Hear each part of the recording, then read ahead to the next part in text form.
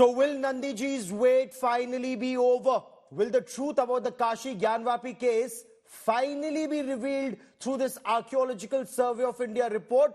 Or will we have to wait longer for a scientific survey of the Shivling or the fountain in the Vazhukhana, as the Muslim side claims? Let me now quickly bring into this conversation Dr. Vikram Sampath, historian and author of Unearthing the Truth of Kashi's Gyanvapi. Dr. Sampath, welcome on India First. Will Nandiji's long wait finally be over now? Hello, Gaurav. I think it's a momentous day, and coming 2 days exactly after Ram Lalla found his rightful place, I think it's now Kashi Vishwanath's chance, and as you said, Nandi finding his master. In fact, my next book, which is to come out in a month from now, is called exactly that, Waiting for Shiva, Unearthing the Truth of Kashi's Gyanvapi. I think the ASI survey report, which is going to be made public today, will add a new dimension to the already known factors related to the history of this case.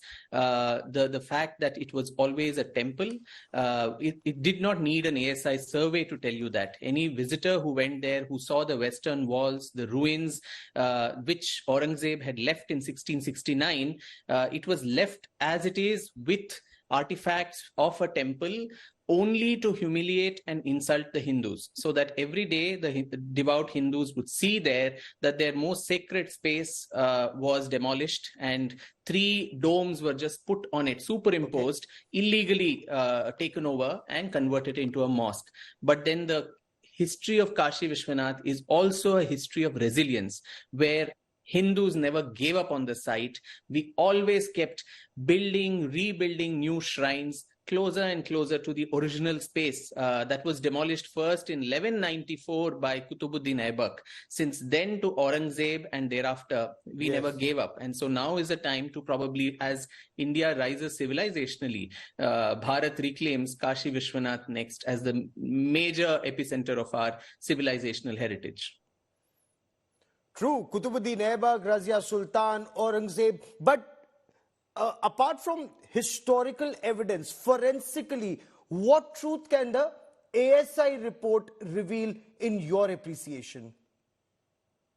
So, Gaurav, I think the ASI report is going to tell you, as I said, what is already known to the common eye. But the GPR system, the ground penetrating radar system that has been employed by the ASI, will also tell you the substructures that lay beneath what the structure which we call as the mosque. With the very fact that it is called Gyanvapi Masjid, a Sanskrit name for a mosque itself is, an oxymoron.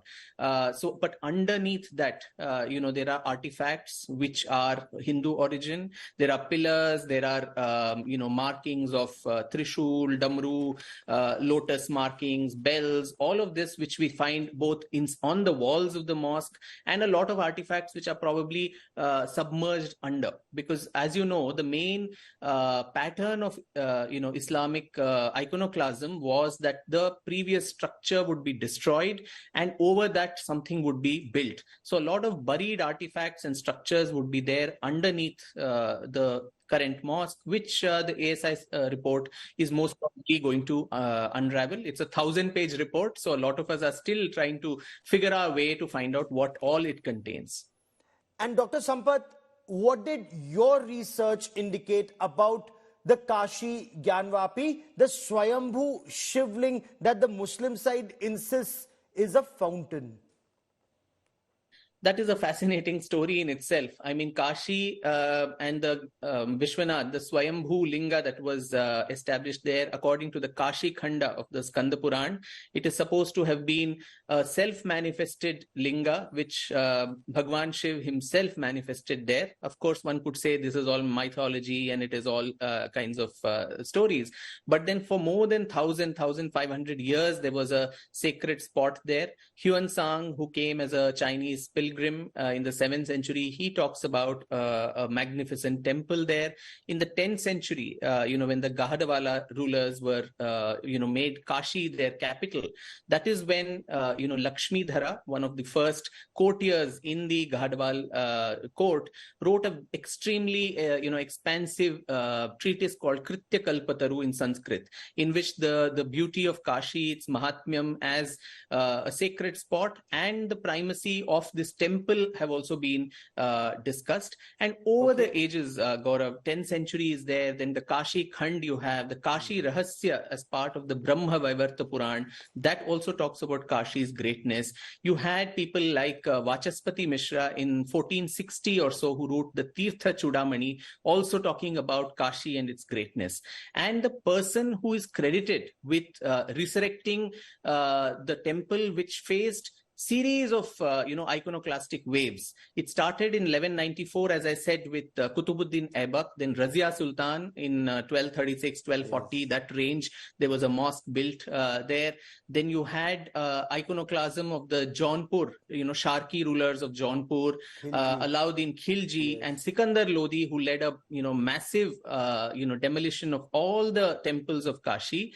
And the final wave was with Aurangzeb in 1669. But the person just before Aurangzeb destroyed that mosque, it was Narayan Bhatt.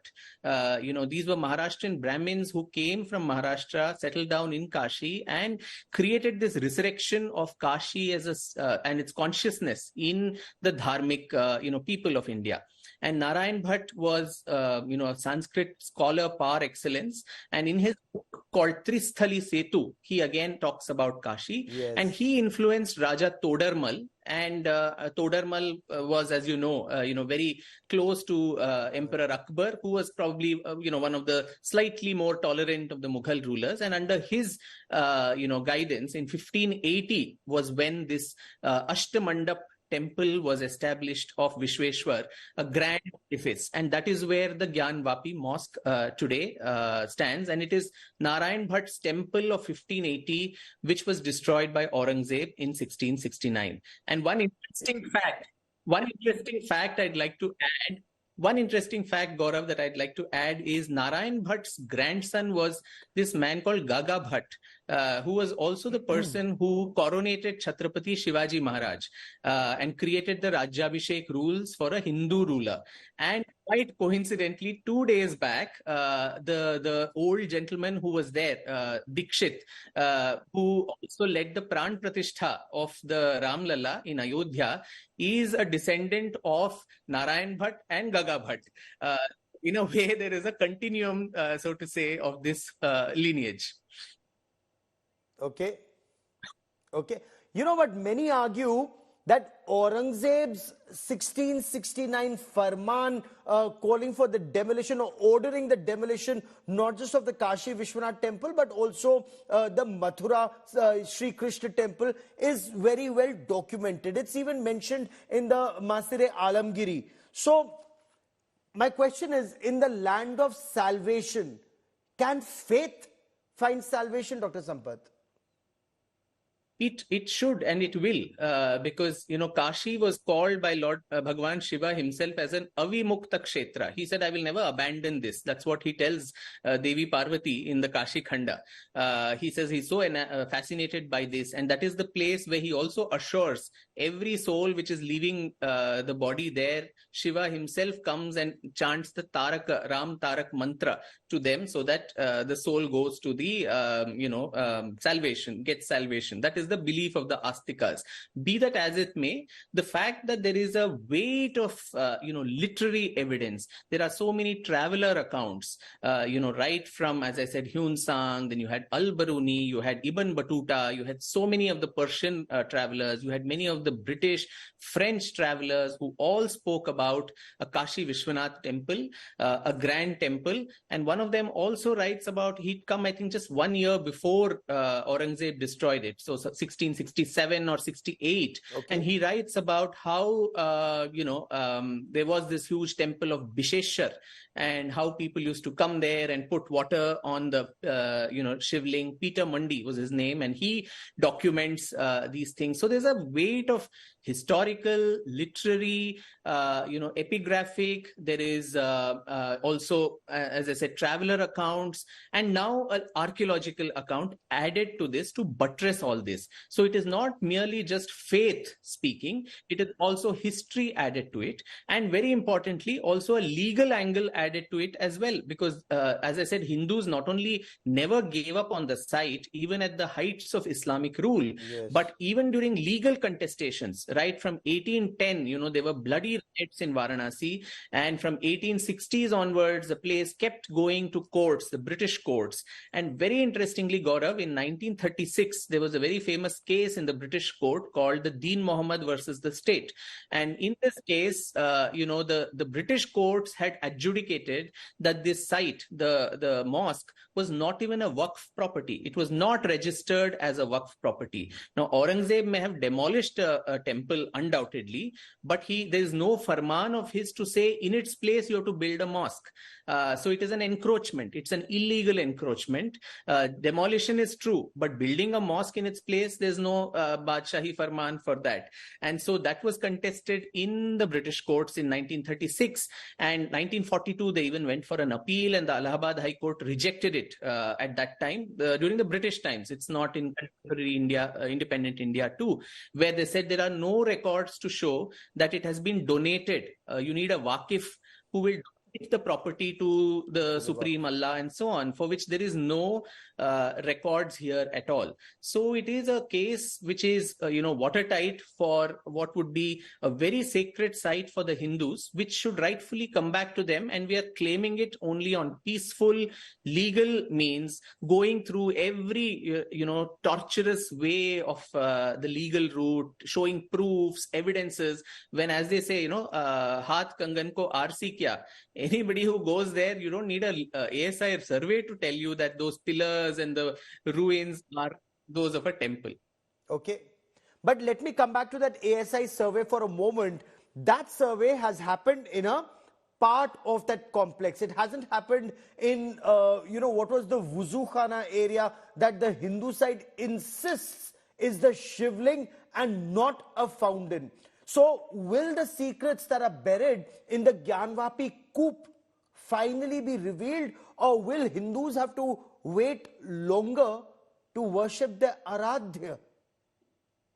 Gaurav, I think the current ASI survey does not include the Vazhukhana because the Supreme Court had sealed the Vazhukhana. I think that the Mr. Vishnu Shankar Jain, Hari Shankar Jain ji, all of them are contesting that, saying that is also an important site, because we need to date that Shivling, which the other side calls as a fountain, which is, I think, a travesty of truth and of our faith as well. So that also needs to be looked into. But beyond that itself, now, which was that the main Vishweshwar ling, we would never know. Or was it, there was another ling called the Avimukteshwar, which was also in the same complex, and Vishweshwar, Avimukteshwar, was this the Avimukteshwar ling? A lot of that will be sorted once a carbon dating is done, maybe of the Vazhukhana, and that truth coming out. But I hope, through discourses like this, and through, of course, I would like to say through my forthcoming book, where all of this I've tried to document pieces, of evidences together, a lot of hidden facts and stories about this fascinating temple, which is so close to, I think, every, Bharatiya's heart, that would come to public realm. And if I have time, I'd just like to emphasize one thing, Gaurav. With today, everybody says India is not even a nation. We didn't have a concept of a nation state. Now, every time Kashi was demolished, the temple, Vishwanath temple was demolished, north, south, east, west, you had people who donated, common Indians as well as royal houses, donated for the resurrection of Kashi and the Vishwanath temple. Now, just after Aibak, you had the Sena ruler from Bengal called Vishwarupa, who did not have the wherewithal to build a grand temple. So he went and established one pillar there, right in the middle of the city, saying this city belongs to Vishweshwar. So it was like stamping your authority. And in 1280, you had from Karnataka, the state I come from, you had this king called Veera Narasimha III, who donated an entire village, was given as tribute, so that all the pilgrims, could use the proceeds from that village to pay for the jizya tax, which the Delhi Sultanate had started putting on the Vishwanath temple for pilgrims.